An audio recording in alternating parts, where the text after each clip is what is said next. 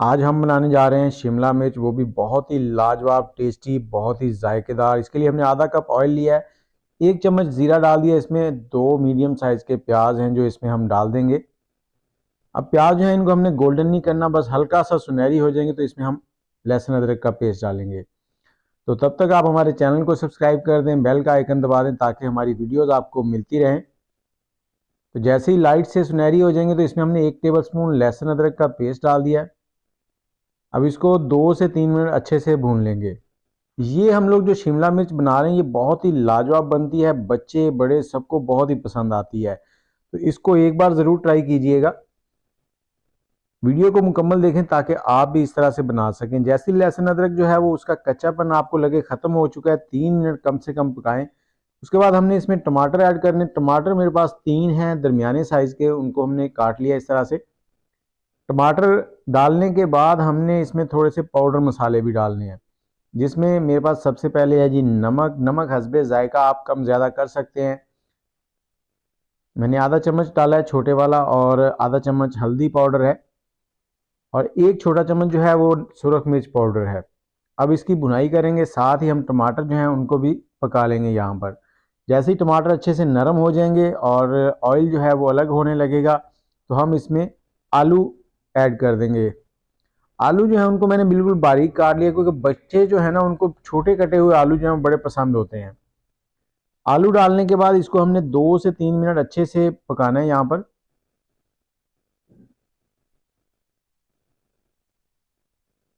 इसकी बुनाई करेंगे ताकि आलू जो है उनके अंदर थोड़ा मसाले जो है उनका फ्लेवर चला जाए।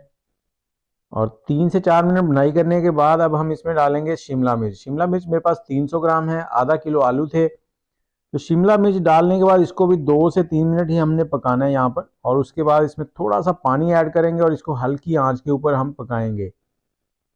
वीडियो को स्किप मत कीजिएगा, ये मुकम्मल नहीं हुई। इम्पॉर्टेंट चीज़ जो है, जो सबसे अहम है, वो आगे चल के मैं आप बताता हूँ आपको क्या आपने इसमें ऐड करना है कि बच्चे इसको खुशी खुशी खाएंगे। क्योंकि वो शिंग चैंग कार्टून देखते हुए बच्चे जो हैं इसको खाते ही नहीं हैं। आधा गिलास इसमें पानी डालेंगे। पानी डालने के बाद हमने इसको मिक्स करना है अच्छे से, और आग का फ्लेम जो है वो बिल्कुल हल्का कर देना है, ऊपर से कवर कर देना है, और हल्की आंच पर हम इसको पकाएंगे। 10 से 12 मिनट लगते हैं इसको पकने में, और बीच बीच में आपने चम्मच चलाते रहना है। तकरीबन 8 मिनट हो चुके हैं, और देखें ऑयल भी सेपरेट होने लगा है, आलू जो हैं वो भी काफ़ी नरम हो गए हैं, खुशबू बहुत ही प्यारी आ रही है। तो इसको एक बार हिला देंगे। पहले भी मैंने 1 से 2 बार इसको हिला दिया था, और इसको चेक भी कर लेते हैं यहाँ पर।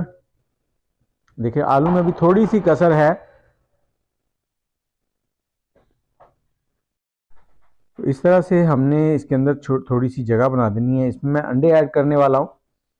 और दूसरी चीज़ आपको बताता चलूँ, जब भी आप घर पे अंडे तोड़ें तो कोशिश करें एक बाउल में 1 अंडा तोड़ें, उसको बाद में दूसरी जगह शिफ्ट करके इकट्ठे करते जाएं। कभी भी सारे अंडे एक ही जगह पर मत तोड़ें, क्योंकि एक भी अंडा ख़राब निकला है तो आपके सारे अंडे जो हैं वो ज़ाया हो जाएंगे। और मैं 3 अंडे ऐड कर रहा हूँ इसमें। अंडे ऐड करने के बाद थोड़ी सी सब्ज़ मिर्चें डाल देंगे इस तरह से, अगर आप पसंद करते हैं, इससे भी फ्लेवर अच्छा हो जाता है। और अब इसको 3 से 4 मिनट के लिए हमने कवर कर देना है।